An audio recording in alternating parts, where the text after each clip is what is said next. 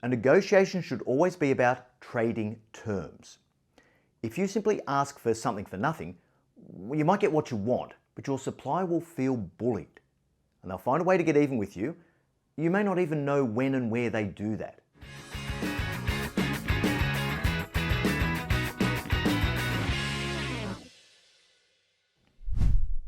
Times are tough. No matter what country you live in, inflation is on the rise, input costs are escalating, and companies are tightening their belts. Now, many are laying off staff in an attempt to preserve their margins and keep the wolves away from the door. And it won't be long before companies squeeze their suppliers in an attempt to find further cost reductions. Now, unfortunately, the companies that supply goods and services to your business are facing exactly the same pressures as you. Their costs are rising too, and they're experiencing the same difficulty in finding and keeping really good people. So how do you make sure that you're getting the best deal possible from all your suppliers without squeezing them to the point where they can't deliver what you need? Or worse still, they end up going out of business. Let's just start with a couple of things that I think are really relevant when it comes to managing supplier relationships. The first is that it's the contract that sets the tone for how the relationship is managed. You have to have a strong, clear contract in place. But having said that, in the best customer-supplier relationships, once the contract's been negotiated, it goes into the bottom drawer and it rarely sees the light of day. Why? Because you manage on the core principles of the relationship with give and take, and you try to serve the intent of what's been agreed. Now, on the other hand, you could go by the letter of the law and what you're entitled to in the contract. And if you do that, well, that's all you'll ever get. You'll never get the often invaluable benefits that come from being flexible and working through the swings and roundabouts with your supplier. There are a few core principles to think about when you're establishing a new supply contract. The first principle is it isn't a zero-sum game. Think about the size of the pie. Now, the more value you can create in the overall deal, the more there is to share between the two parties once you get to that stage of the negotiation. So don't be transactional. Principle number 2, think about the outcome you want. What does a good negotiation result look like? You both have to walk away satisfied that you've got a good deal. If not, you're going to have problems further on down the track. The core concept here is that the best price isn't necessarily the best deal. Principle number 3, think about the appropriate allocation of risk. Now, you have to really know what you're doing here. Every risk should ultimately be assigned to whichever party is in the best position to manage it, and how you price that risk is absolutely critical. So, for example, when I was negotiating multi-year high-value contracts in bulk rail haulage, we understood the risk profoundly. We had teams of analysts performing complex analysis of our operating patterns in order to price our risk. Now, if we found ourselves in a situation where one of our customers said, "We think you should take on this risk," we were able to determine the likelihood and the consequence of that risk occurring in a way that enabled us to price it accurately. Okay, you want us to take on the risk of an event at the loadout facility? No problem. We're happy to take it on, and that will cost you an additional 7 cents per tonne. Now, having a handle on risk to that extent means you're much more likely to write a profitable contract. Let's think for a moment about the role of procurement teams. Now, many larger organisations create specific functions for procurement where specialist expertise is deployed to handle all supplier contracting. Procurement people generally have skills in tender creation and evaluation, in risk analysis, negotiation, vendor management. However, relying on a centralised procurement team can create as many problems as it solves, so just be a little wary. The scoreboard that's normally created for a procurement team is one-dimensional: cost savings. Now, if you're going to create a centralised team, of course you have to be able to justify that expense by getting better price outcomes with your suppliers, right? But we often tend to forget how much more there is to a supplier relationship than just the price we pay. Remember, the cheapest deal isn't necessarily the highest value deal. And although the price is incredibly important, you also need to think about the balance of other factors as well. So how do you balance the contract price with the other critical factors of service, quality, and risk? And this is why it's so important not to just abrogate accountability for negotiating a contract to the procurement team. If indeed it's a supply that you're going to have to manage, you need to be involved in the process. Now, there are two really important things to remember about supply contracts. The first is, no matter how good the contract is, if the teams that the contract is intended for don't actually use it, it's not very useful. In my days as a CIO, I saw contracts in large organisations with computer hardware suppliers that provided preferential pricing. And sometimes these would deliver awesome benefits, right? More than 30% discount to what you'd pay in the retail market. Yet there were pockets of the business that didn't actually purchase their hardware off the contract. Why not? Well, because it was easier and more convenient to go down to the local Best Buy and pay retail price. No paperwork, no bureaucracy, no scrutiny, and no wait time. The second thing is that as soon as the contract's been negotiated, the procurement team likes to take a victory lap and claim the cost savings. Now, unfortunately, the only thing a better contract gives you is the potential to create savings. If the contract isn't administered properly by the business unit that purchases from it, the savings will never materialise. So, for example, many contracts, like those for air travel, have rebates that only apply if certain volume thresholds are met. But someone actually has to track the volume and apply for the rebate. I've often seen money left on the table through poor contract management, so don't let this happen to you. That's unnecessary leakage simply through lack of attention, and in my view, it's just dumb shit. If you really want to solve the disconnect between the procurement team and the part of the business that actually uses the contract, here's a really good hack. When procurement claims a saving, don't just applaud and stop there. Have the business unit verify and agree to the projected saving. Now, there may be a little tension in this step, but that's to be expected, so don't worry. Once the amount has been agreed, reduce the business budget accordingly to bake in the savings. Now, quite often, this is the only way you'll be able to track and capture the potential benefits of a well-negotiated contract. So, how do you increase the value of supply contracts? Now remember, if you're facing increasing challenges with your cost base, chances are your suppliers are too. But if the squeeze is on and you really want to increase the value of a contract, where's the fertile ground for negotiation? Let's get one thing really clear. A negotiation should always be about trading terms. If you simply ask for something for nothing, you might get what you want, but your supplier will feel bullied. And they'll find a way to get even with you. You may not even know when and where they do that. So what can you trade?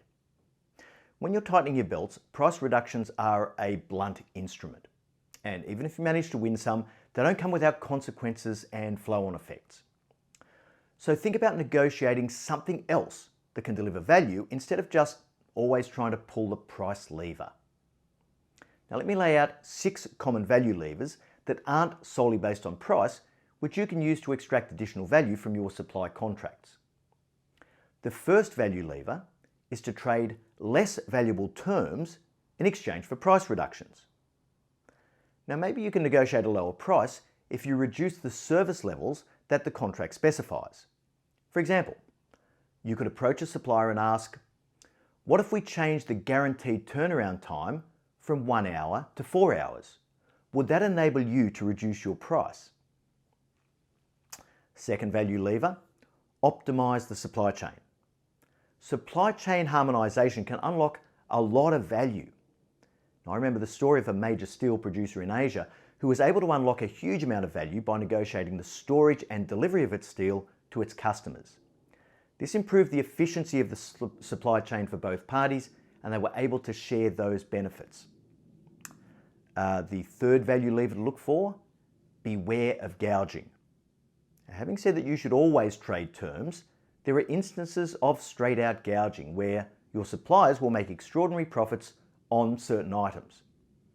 And it's important to be aware of this and to sniff out any of those cases. Now, in a procurement transformation I ran many years ago, we used a technique called clean sheet modeling, which is an analytical tool used to deconstruct the component parts of a product in an attempt to determine what the supply margins truly are. In one case, we deconstructed a piece of equipment that the supplier was charging almost $2,500 per unit for. When we looked at all the component parts and added in allowances for freight and a reasonable profit margin based on the supplier's cost of capital, well, we figured it was actually worth only a little more than $400. Now that was a fun conversation to be involved in. We sat across the table from this supplier and we said, look, we know we've been paying almost $2,500 for this piece of equipment for many years, but let's show you our calculations. The look on their faces were priceless. We clearly caught them out. Needless to say, the pricing of that item plummeted overnight, and the supplier amended the contract accordingly. Now that was worth it. Value lever number 4, take advantage of not asking for a price decrease. Now, there have been times in the past where I've actually said to suppliers, look, we're happy to hold the price where it is for now because we know you're under pressure too. But in return, when it comes to a trade-off between your other customers and us, well, guess what? We want to be at the front of the queue. We want to have access to your best people, your fastest response times, and your premium assets. And we'd like all of that written into our contract. Now that worked particularly well because we got the benefit of elevated priority without ultimately having to do anything different, and it made our own business more efficient. Cost us nothing. The only thing we had to do was to point out the fact that we weren't like all our other customers in trying to squeeze them on price. Value lever number 5, build in year-on-year price reductions into the contract. Now this puts a trajectory of continuous improvement into the contract. Your supplier commits to baking business improvements into what they do. In the past, I've written large contracts like this as a supplier by estimating the trajectory of improvement, which comes through higher productivity, improved process efficiencies, and deploying leading-edge technology. Now, if you're a supplier, it's great to be able to say to a customer, hey, you don't need to pit us against our competitors in order to get a better deal. We're going to hold ourselves to account for getting better every year and passing a share of those savings onto you. If you're a customer, you can ask for that too. It doesn't impact your supplier's current business, but it sets an expectation of efficiency improvement over time. And if they're not doing that already, what the hell are they doing? Finally, value lever number 6, build contingency terms into contracts to manage the current unknowns. Now this allows you to factor in changes that may occur in the future. For example, today the price of diesel fuel might be $4.75 per gallon, and that's the assumption that your supplier has made in order to price the contract. But if the diesel price falls to $4.50, well, guess what? You might want a share of that extra profitability to come through to you as the customer. This recognises the current realities of the market, so you're not trying to squeeze their margins now, but it bakes in the expectation that things might improve in the future. And if you're smart, it means that the future benefit doesn't just land in your supplier's NPAT line. Now there's just one more very important point that I feel as though I should make. We sometimes comfort ourselves with the illusion of risk transfer. If we're finding that something's really difficult to manage, it can seem really attractive to just outsource the problem. Let's get an external supplier to take this on. Then we don't have to worry about it anymore. They'll carry the risk, not us. So for example, we may be finding it difficult to get highly competent people in the critical area of cybersecurity. They're overly expensive, their turnover is high, and no sooner do we find a good one than another good one leaves. It's just a revolving door of high cost, low skill, and management headaches. So the temptation is to say, bugger this, I'll give it to a supplier to manage. But a better question is, can an external supplier manage the risk better than I can? Now look, often this might well be the case. A specialist cybersecurity firm may find it easier than you to attract and retain those specialist skills. You're not a specialist in cybersecurity, you're a law firm or a cosmetics manufacturer. So there's probably something in this. But even though the logic isn't necessarily wrong, the theory and the reality can sometimes be really far apart. Often, the market is the market, and your potential supplier faces exactly the same pressures in managing that function as you're already experiencing doing it yourself. If you're finding it hard to manage your risk, chances are so are your suppliers, right? But you manage to give yourself this warm, fuzzy feeling when you've negotiated and executed a good contract that shifts the risk to the supplier. Here's the thing. Let's say you do manage to outsource your cybersecurity function. The contract allocates the risks firmly to the supplier. And there might even be penalties in the contract for not meeting the service levels that have been agreed. But what happens when there's a cybersecurity incident? A ransomware attack, theft of your customer's personal information, blackouts to critical systems. Where do you think people are going to look to apportion accountability for that failure? Well, I'll give you a hint. It's not the supplier. And this is why I call it the illusion of risk transfer. You can outsource the task, but you can't outsource the accountability for running your company in the way your shareholders expect. See, managing supplier relationships can be tricky. So I hope this has given you a few practical ideas for how to optimize yours. Our tendency is to focus on the one-dimensional element of price. And while that's pretty important, there's so much more value to be captured if you get creative and look further afield.